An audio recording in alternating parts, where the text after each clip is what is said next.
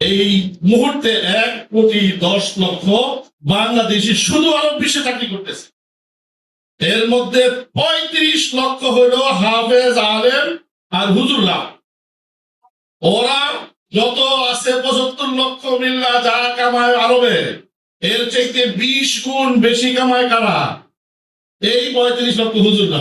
যে আমার এই কারখানা হলো কারাল্লাহ কারা রাসূলের কারখানা, যদি এইখানে কেউ কারাল্লাহ কারা রাসূলের মধ্যে কোনো ফেল মারে তাহলে আমার ব্যর্থতা। কিন্তু এলমে ফালাকিয়াতের মধ্যে ফেল মারলে আমার কোনো ব্যর্থতা নাই। ওখানের জন্য সরকার 10 গুণ টাকা পয়সা ব্যবস্থাপনার স্টক ব্যবহার করতেছে, তাদের ব্যর্থতাই না, আমার ব্যর্থতা না। আমার ব্যর্থতা হবে কেন? বর্তমান বাংলাদেশে কয়েকটি কথা বলি, খুব ভালো করে শুনেন। বর্তমান বাংলাদেশের অর্থনীতির চাকা যারা সচল রেখেছেন তাদের মধ্যে অন্যতম হলো যারা বিদেশ থেকে রেমিটেন্স পাঠান, কথা ঠিক কিনা? বিশ্বাস করেন এর মধ্যে কওমি মাদ্রাসার যে হুজুর আর হাফেজ সাহেবরা ইমামতি কাতারে, কুয়েতে, বাহরাইনে, ওমানে, সৌদি আরবে করে। এর কারণ হয়েছে বাইরে থেকে একটা ছেলে যখন যায় ওখানে এইচএসসি পাস, মাস্টার ডিগ্রি, এই ডিগ্রি সেই ডিগ্রি নিয়ে ওখানে যায়, যাওয়ার পরে কি আনা আনতা আনতু আনা নাহনু এগুলি মুখস্থ করতে দাম ভেঙে যায়। আর আমার একটা হাফেজ সাহেব গেছেন, উনি কি আনা নাহনু আনতা আনতুম আনতুম এগুলি সব বুঝে, জমির সত্তার মুখস্থ নেই। এই পরিবেশের কারণে তার মুখস্থ। ওখানে যাওয়ার পরে আর যদি আলেম হয়ে যায় তাহলে কথাই নাই। 3 মাস লাগে না, সে কি করে পটপট পটপট করে আরবি বলতে থাকে, বুঝে তো প্রথম দিন থেকেই, কিন্তু বলতে পারে কি 3 মাসেই। যখন আরবিতে বলে তখন বুঝায় বলায় আমার বাড়িতে এই সমস্যা, আমি এইটুকু কি সহযোগিতা পেলে এই করতে পারি।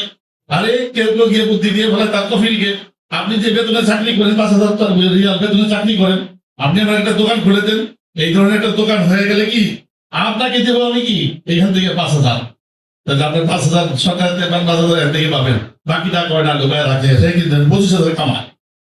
ওই বেলায় দেয় ইনভেস্ট করে।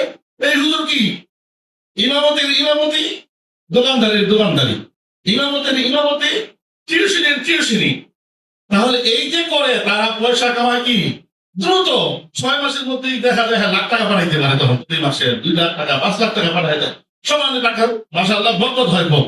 আর ওই বেটা তো কি আনা না করতে করতে কি শেষ, গাড়ি দোয় 5 রিয়াল গাড়ি দিয়ে পায়, ময়লা ফালায়, করবে কি বেচারা বুঝে দিতে পারে না, ইহতে করতে পারে না। যার কারণে মাদ্রাসা বর্বাদের হিসাব নিয়ে দেখেন, এটা কি মুখস্থ কথা না, বাংলাদেশের ব্যাংকের কাছে গিয়ে হিসাব নেন, হিসাব নিয়ে গিয়ে দেখেন এই মুহূর্তে 1,10,00,000 বাংলাদেশি শুধু আরব বিশ্বে চাকরি করতেছে। এর মধ্যে 35 লক্ষ হইল হাফেজ, আলেম আর হুজুররা। ওরা যত আছে 75 লক্ষ মিল্লা যা কামায় আরবে, এর চাইতে 20 গুণ বেশি কামায় কারা? এই 35 লক্ষ হুজুররা। এটা হলো বাংলাদেশের হিসাব, কিন্তু ঢাকা ডাইজেস্টের হিসাব আসে প্রতি বছর দেখবেন বলি এই বড় আপনাদের স্মরণিকার মতো ব্যাংক করেন। তাহলে এই হুজুরটাকে ফক্স সেনা দিচ্ছে।